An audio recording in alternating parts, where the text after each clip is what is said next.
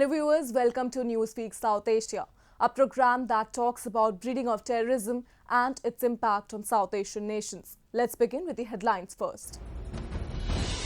Release order of terrorist Omar Sheikh exposes Pakistan's commitment to end terror.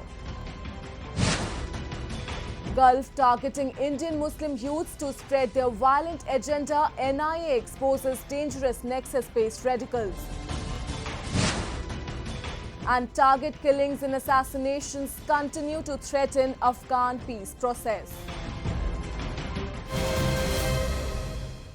Pakistan's kangaroo court has once again exposed the Pakistan's commitment to fight against terrorism. In a surprising move, Sindh High Court has ordered the immediate release of terrorist Omar Sheikh in American journalist Daniel Pearl murder case. A report. In the beginning of this century, a terrorist visual holding the severed head of a journalist was circulated widely. This heinous crime had made global headlines. Now the person responsible for kidnapping and killing of American journalist Daniel Pearl will be free to walk soon. Yes, this is possible in a country which is an epicenter of terrorism and where criminal justice system is inside the pocket of few individuals. In a surprise move, the Sindh High Court has ordered the immediate release of terrorist Omar Sheikh in American journalist Daniel Pearl's murder case. This was not the only case where the terror and criminal conspiracy of Sheikh was involved. A dropout of London School of Economics, this unordinary brutal terrorist was freed by the Indian government in 1999 during the exchange of the hijacked Air India flight and its passengers. I think this case has been dragging on for so many years inside the court of Pakistan, and there were lots of appeal to retain him inside the jails and by the parents of Daniel Pearl and also by the United States, where there was lots of political pressure on Pakistan to continue keeping him inside the jail. However, releasing him at this time, it's absolutely a wrong message Pakistan is trying to give to the international community, especially at the time when Pakistan is already kept on the grey list and they needed to fulfill so many, more than 40 points to be removed from this list. So therefore, there will be an international pressure, especially from the United States and also from India, because involvement of this terrorist has been in India, and he was released, in fact, on the basis of exchange after they hijacked the Indian Airlines and they took it to Kandahar. And I think everybody who lives in this South Asia understands that this kind of terrorist should be kept inside jail, no matter what maybe the court of Pakistan may say. Because when you are a terrorist, you will remain as a terrorist. There is no question of being pardoned. He has to be kept under detention, even house detention, if he has to be released. And I think Pakistan has given the wrong message. In 2002, Pearl, the 38-year-old journalist of the Wall Street Journal South Asia Bureau, was abducted and beheaded while he was in Pakistan investigating a story of terror groups' links to Al Qaeda. Sheikh was involved in the entire conspiracy. In April, a two-judge Sindh High Court bench had commuted the death sentence of Sheikh to 7 years imprisonment, and now the order of release has come. Experts have views that although America was willing to get the custody of Omar, but the ISI's close links with this terrorist provided him protection in the past years. I think America has been involved from day one. In fact, the American FBI team were in Pakistan even before he was arrested. And during his arrest, they were there, they interrogated him. There was a big team from the FBI and they have taken full interrogation of this terrorist and his group, and they have reached to a conclusion that he was part of the group who has been lured the journalist into their custody, and then he was kidnapped and he was not aware of being killed, but however he was part of a terrorist organization. And these are the terrorist organization which comes again and showing that United States is more lenient in fighting terrorism, because the selectivity of fighting terrorism does not apply to the South Asia or any terror organization. Terror is a terror. There is no question of a good terrorist or a bad terrorist. The United States understand the complication and implication of such policy, and I think now they are maybe more open to speak on these terms, but the United States could have taken this gentleman, this terrorist, into their custody, but they refused to do so because they said the local court in Pakistan is doing their job and he is under the Pakistani jurisdiction system. The decision by Sindh High Court has once again exposed the conditions of criminal justice system in Pakistan. This pro-terrorist ruling has justified the Pakistan's own ex-Prime Minister Shahid Khaqan Abbasi's old statement that what is happening in Pakistan's court is a joke.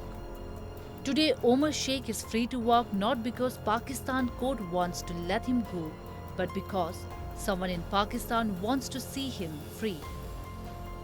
And this someone is no other than the establishment, which has time and again shown its sympathy towards terrorists in Pakistan.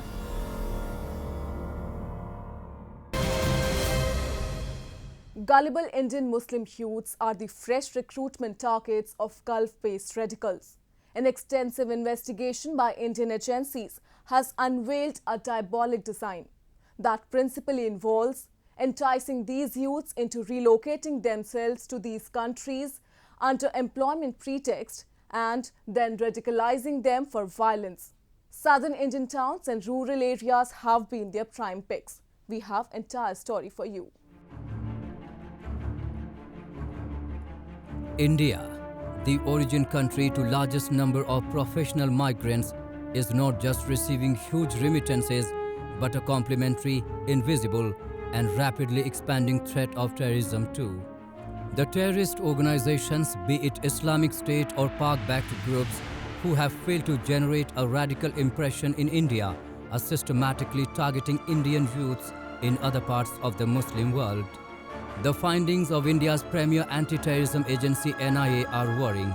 A raid conducted recently in the southern India state of Kerala found that the Gulf operatives have already managed to make inroads into groups of semi-educated and gullible Muslim youths. And they have not just established a communication system, but a massive flow of information, both religious and radical, is being received and reciprocated. Recently, NIA has busted a linkage between 7 Keralites and some terror organization which were earlier linked with Al Qaeda. It's also known that a fair amount of South Indians have a diaspora in Gulf countries and certain other Islamic countries, and some of them may come in contact with the radicalized elements. The modus operandi has been simple.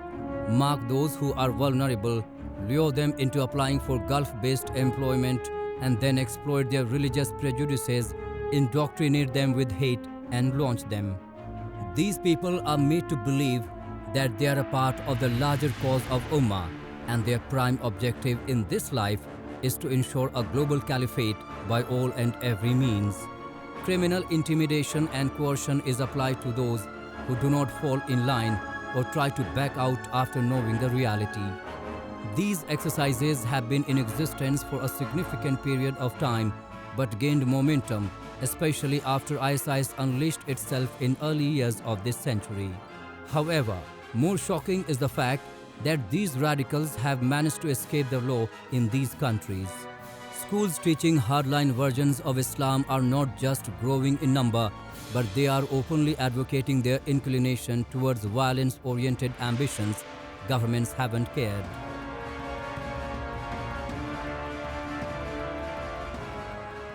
I think government is doing a fair amount of action to investigate and bust out such linkages, and the fact that these linkages are being highlighted time and again means that adequate efforts by intelligence agencies and security agencies are in place and being put in practice. The advent of the internet, followed by social media, has equipped them with a new arm. After upgrading the conventional platforms of madrasas and mosques, They have now tapped the potential of social media. They mislead youth through disinformation campaigns and venomous literature. Law enforcement agencies concede that scrutiny and suspension of such proliferating social media accounts has become one of the biggest challenges for them. New Delhi is cracking down on operatives running these accounts, and agencies have stepped up their investigation. They say, while this crime is stretching out, they are braced to take it head on and eliminate it.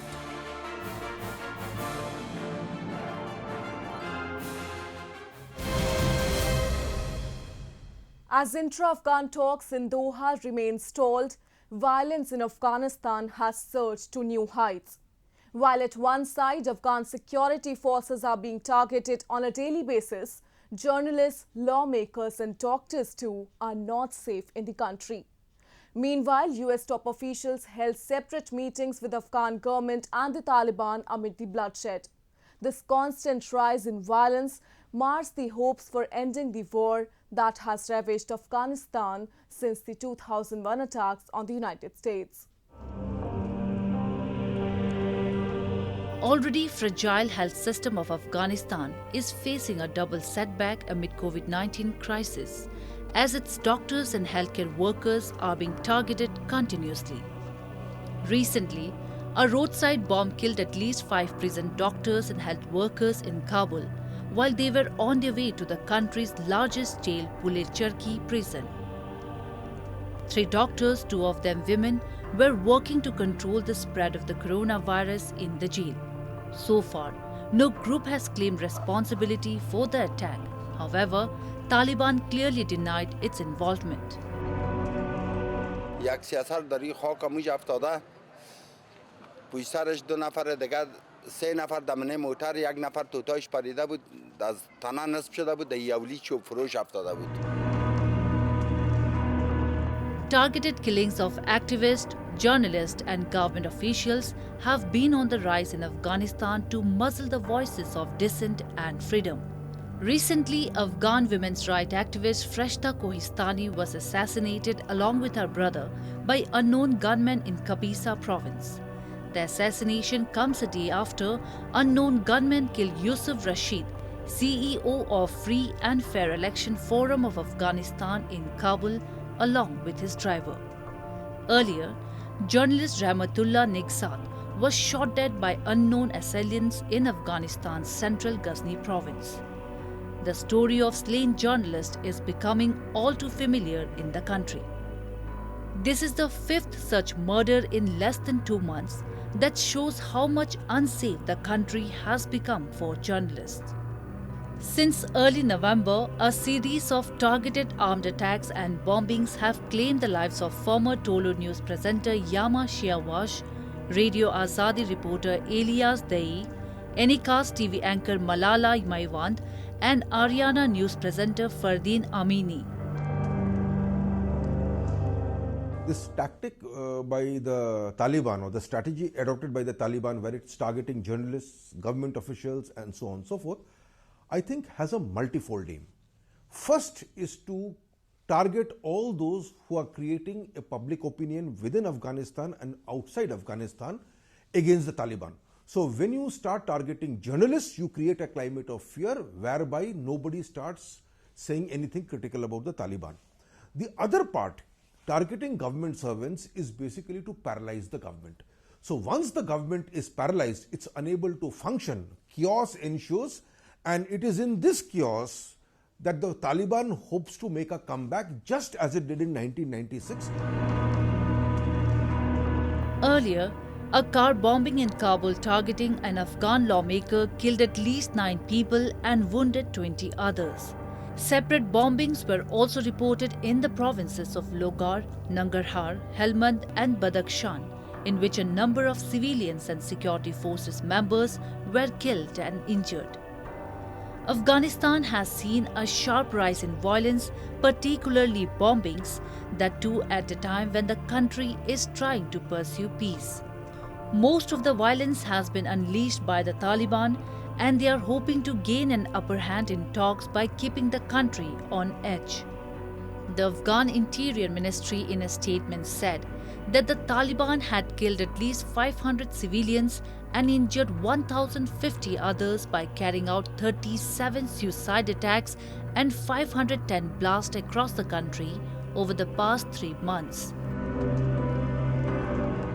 The Afghan government is pointing that out. Taliban as of now will not admit to it because they want to give the Americans a face saver. You see, if they said, yes, we are behind this particular violence, then the American claim that, the Taliban is not doing this becomes weaker and therefore it is difficult for them to get out of Afghanistan. So this is a fig leaf that the Taliban is maintaining before the international community to claim some semblance of responsibility. We know that they are responsible, we know who their backers are, the Afghan government know who their backers are, but given the international conditions where the major powers want to quit Afghanistan or at least want the Americans to quit Afghanistan, it is playing, so far it's been playing out very well for the Taliban that this fiction is not seriously contested by anybody, and I think this is to Afghanistan's detriment. Afghan authorities say that the Taliban, merely by denying their involvement in the recent targeted killings, must not be absolved from such acts. They have so far failed to define their Islamic political system and have the same views they had 25 years ago about women, arts, elections, freedom of speech and human rights. Afghans inside the country have been pushing to preserve the gains the country has made in its move towards democracy over the past 2 decades. The Taliban has said that they will agree to a ceasefire only with an agreement on the structure of the future political system. However, the Afghan government is insisting that a ceasefire be put in place before talking about the government structure.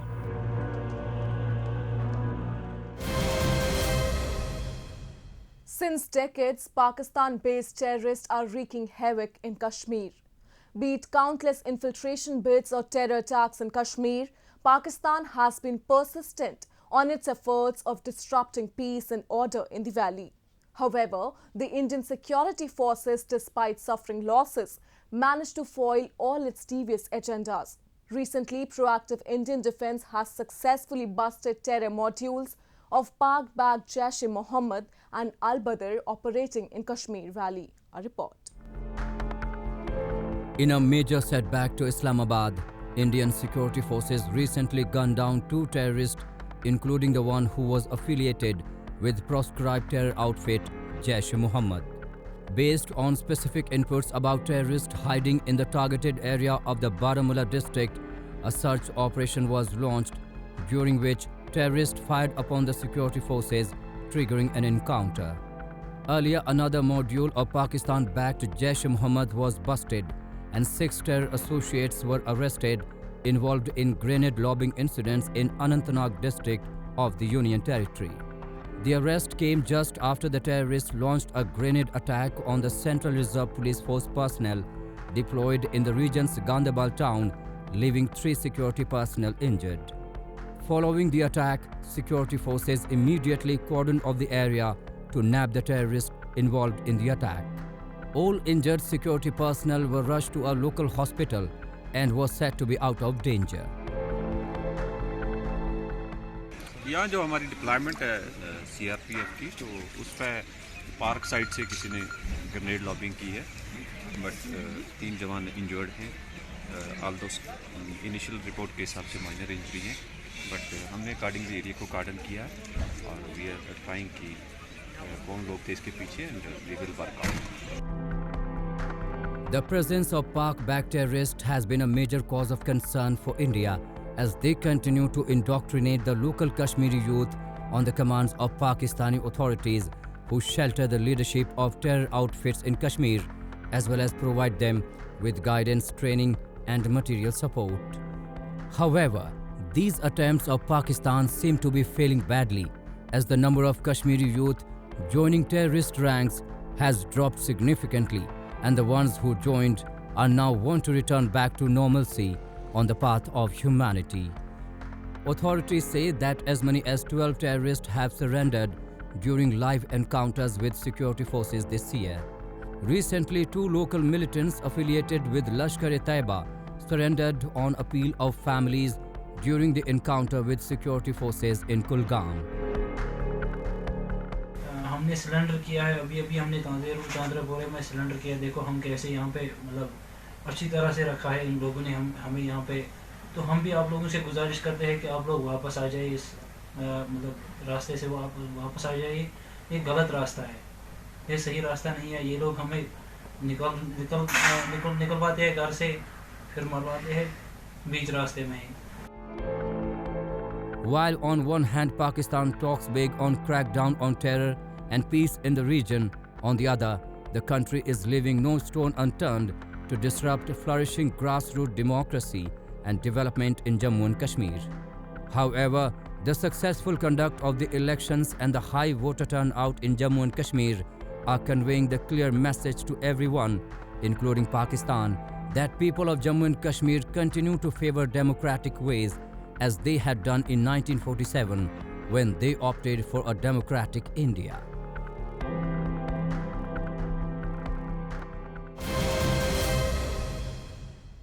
And with that, we come to the end of this edition of Newsweek South Asia. We'll be back next week with more news, views, and analysis from the subcontinent. Meanwhile, do keep writing to us at nwsa@nin.com. This is Shreya Savajay signing off on the behalf of entire production team of Newsweek South Asia. Goodbye and take care.